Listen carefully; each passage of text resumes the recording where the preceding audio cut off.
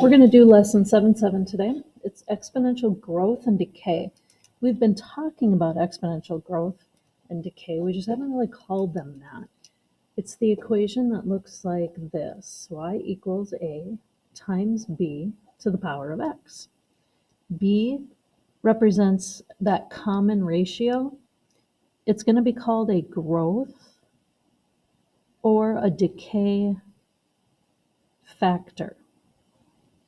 That common ratio, it's essentially the number that you multiply by. Some of you guys were kind of catching on to this. It was part of lesson 7.6, but if the number sitting here for B is greater than 1, the graph is going to swing upward. So these are your times 2s, your times 3s, things like that. If the graph is swinging downward from left to right, it means that the number sitting here is a decay factor. Instead of showing growth, it's getting smaller and smaller every time. Those are the ones that look like they're dividing, but we can't say divide by 2. The equation has to be what you multiply by. So instead of saying divide by 2, we can't do that. We're going to say to cut it in half, that we would multiply by 1/2. That's a decay factor. A is still what it was in the other ones, which is the number that is with 0. Very often it's going to be called the initial. That means like beginning amount. In a table, it would be the number sitting with 0. There's a reminder up here that in an exponential equation, you need to have the exponent be a variable. It wouldn't be to the power of 2 or power of 3. That's always a power that is changing on you. So right here, this is a reminder as well, so that when you're working on your test or your quiz, that you can keep track of this information, but in word form instead of symbol form. It just kind of reiterates it or says it again, okay? So we're going to start writing some equations for some word problems. And these are the kind of problems that sometimes if you're working by hand and you're not trying to write an equation for it, you're just trying to get an answer, you might do it in 2 steps. But because we have to write an equation for it, not just come up with an answer, we have to figure out a way to do it without doing it in 2 steps. So, for example, it says, since 2005, the amount of money spent at restaurants in the United States has increased by about 7% every year. In 2005, there were about 360 billion that was spent at restaurants. If that trend continues, how much will be spent at restaurants in 2015? There's a few things we need to figure out here. So the first one is, if I'm going to write an equation in this form right here, where are all of my numbers? Well, initial amount, that's sitting right here, 360 billion. So I'm going to use the number 360, and then when I write my answer later, I'll say billion next to it. The next part is, it's increasing by 7%, so this number right here has to represent growth. It has to be more than 1. But 7% is, I'm going to jump down here and show this, 7% is 0.07. If all I do is multiply by 0.07, I'm just going to keep finding 7% every time. It won't put the 7% onto the original total. So I am going to add to that a 1. This will give me however much I already have and put 7% with it. So it's like saying take 100% of what I already have, then put 7% with that. So I would use 1.07. Anytime it's showing growth, you need to add 1 to your percent. Then I'm going to look and go, well, this is the rule right here. When I write it like this is the rule. Then it's going to say, on your test or quiz, it's going to say, write the rule, then tell me, the answer or plug in your number.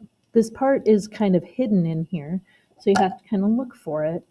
It says that it happens every year, from 2005 to 2015. So it's not like that mouse problem or beetle problem where I have to divide. I just have to figure out how many years are passing here. And that's just 10. So I'll say 360 times 1.07. Remember, that's my 7% with a 1, so it shows growth to the power of 10. And when I do these, I just type them in the calculator. I don't put it, normally I would show the order of operations, but it would involve a lot of rounding, and it seems like there'd be too many errors. So I plug that into my calculator. And here I'm supposed to be looking for a money amount. So very often with money amounts, you round to the hundredths place to show the nearest penny. But remember, this is in billions. So you can say 708.2 or 708. I tend to go something like $708.2 billion. Growth, add 1. You don't have to write this next to your problem, just plug it in right here. When it asks you to write a rule, make sure it's the equation, and an equation contains both x and y. Now we're going to talk about a decay problem. So this is where a population or something is shrinking in its value, cutting in half every time, taking 25% off every time. But it's repeatedly happening. It's not just take 25% off, it's take 25% every year for 12 years. It's a repeated problem.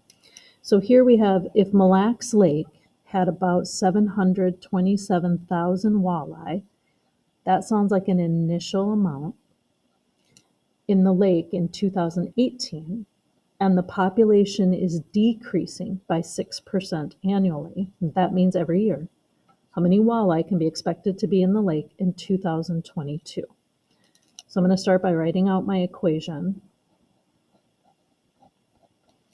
This is my initial amount, 727,000.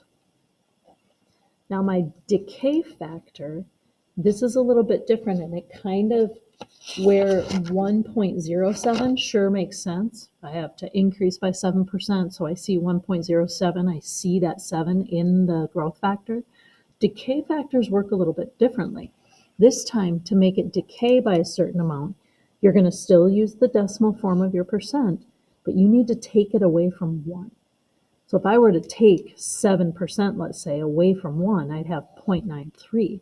So when you are taking 6% away, you're not going to see the number 6 sitting in here. You're going to see something more like 100. Take away 6 is 94. That will be 0.94. Here, I moved the decimal before I did the subtraction. Here, I subtracted and then moved the decimal for the percent. You can do it either way. Then to the power of x. This is the rule. When you leave y and x in, it's writing the equation. Then you need to figure out how much time is going to pass. Well, from 2018 to 2022, you're going to use the number 4. So 727,000 times 0.94 to the power of 4.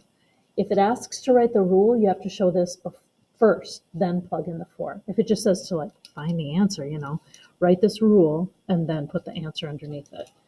This is what you have to do on the test. This, and then the answer. All right, I'm going to type that in.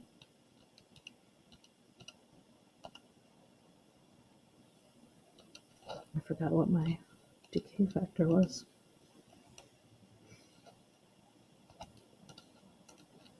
Okay.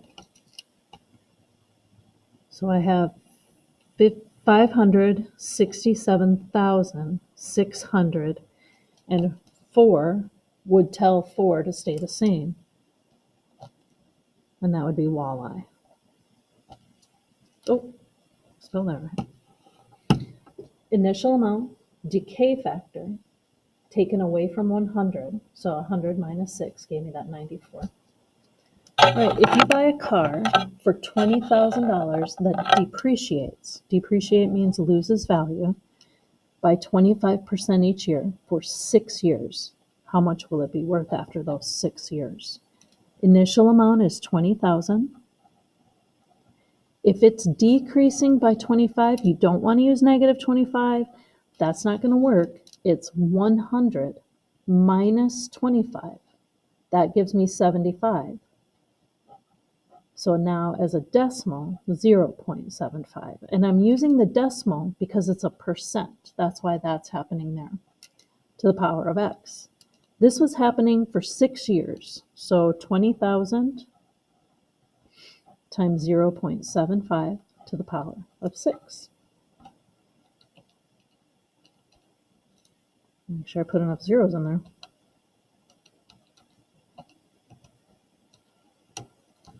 And I get, let's see, this is a dollar amount. So I'm going to go out to the hundredths place, to the penny. So $3,559.57. The population of a city is 125,000. It's decreasing. Remember, that does not mean negative. It means take it from 100 by 2.5% each year. If that trend continues, what will the population be after 15 years? So my initial amount, if I have 100 minus 2, that would put me at 98, minus another half is 97, or 97.5. So 0.975. 97.5 divided by 100 for turning the decimal into a percent, to the power of x, or to the power of 15 is what I'm going to show here in a minute.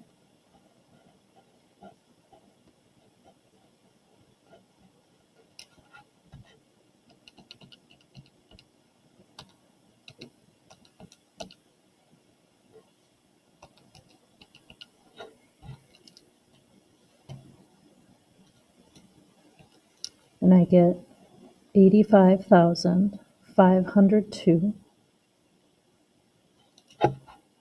And it's population. So I might say that 5 tells 2 to go up to 3 then. 503 people. All right.